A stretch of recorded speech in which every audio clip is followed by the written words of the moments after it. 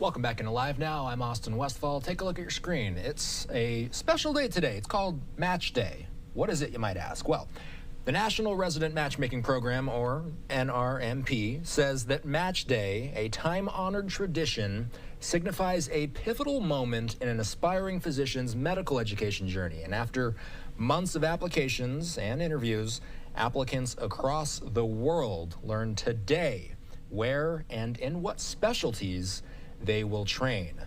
This year's match included over 40,000 applicants who certified a rank order list and 41,000 certified positions in over 6,000 residency training programs. A lot of numbers there. Let's break it down. We have standing by right now Dr. Fahmi Farah, and we appreciate you coming on to explain what exactly Match Day is. I am curious about this myself. For the audience who just heard the layman's terms explanation of what this is, can you just further express how significant this day is for the medical field as a whole? Of course. Thank you for having me. Match Day is actually a very monumental moment in a doctor's life, so to speak. You go through 4 years of medical school, and then Match Day is the day when you find out what subspecialty or specialty you're matching into. Not just that, also where you'll end up for the next several years of your life. So I'm going to choose myself as an example. When I went to medical school, Match Day was a huge deal. You have no idea where you're going to match. It's a surprise. It's kept as a surprise. And so what happens is before the Match Day, leading up to it, you create a list, a rank list of you, the student, of all the places where you have interviewed, and also the schools rank you. So then it all gets into this supercomputer that kind of determines your fate for the next, for the rest of your life, because it determines what specialty you're going to get into and where you'll end up for your training years. And so it's a very, very important day. So, Doctor, that makes me wonder. Do people not get matched, unfortunately, sometimes on these days? Unfortunately, yes. There are several people, hundreds actually, who will not match, and they'll get a no match. Usually those people do find out a little bit before the match day. But the other thing is you don't know whether you're going to be chosen by the school or the residency program that you've applied to, or even the subspecialty or the place. So a lot of unknowns that you take with you to that match day. Also, the schools, they put up a really nice banquet. So they're like news people there. It's a very public event, and you're opening that envelope in front of everybody for the first time. So it could be a very great thing if you got your first choice, or it could be a pretty bad day for those who don't get what their first choice is. So in any specific field, so we could be speaking about any particular specification right now. We could be talking about dermatology, optometry, you name it, correct? That's correct. It's all specialties across the board for medical school students going from medical school into their specialty fields, which is residency. And I'll tell you why this kind of piques my interest is because it almost sounds like this is a massive speed dating operation, if you will. How do they do this? How?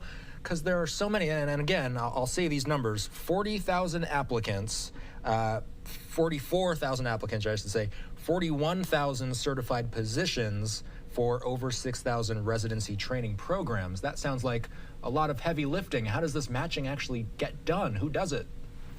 Absolutely, it is. You couldn't be more correct about the speed dating part. It's a lot of random events, I think, because the student has very little control on this day. And same with the programs, they also have very little control. So programs don't know who you're ranking, and the students don't know who you're ranking. So kind of both have to come together to create this one event. So it is supercomputers actually who determine that final moment of where you're going to end up.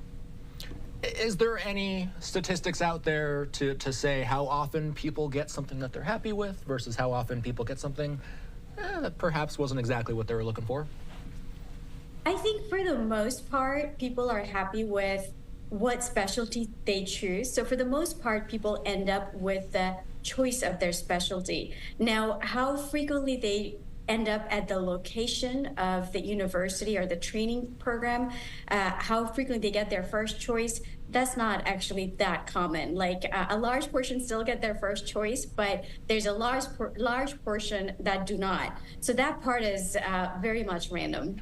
Last thing I want to touch on before we go, I've been covering the news for ever since the pandemic started. There have been countless stories about staffing issues relating to the medical field as a whole. How do those types of challenges factor into something like this? Are we still seeing a wide array of staffing challenges as we talk about students coming into the pipeline? We do.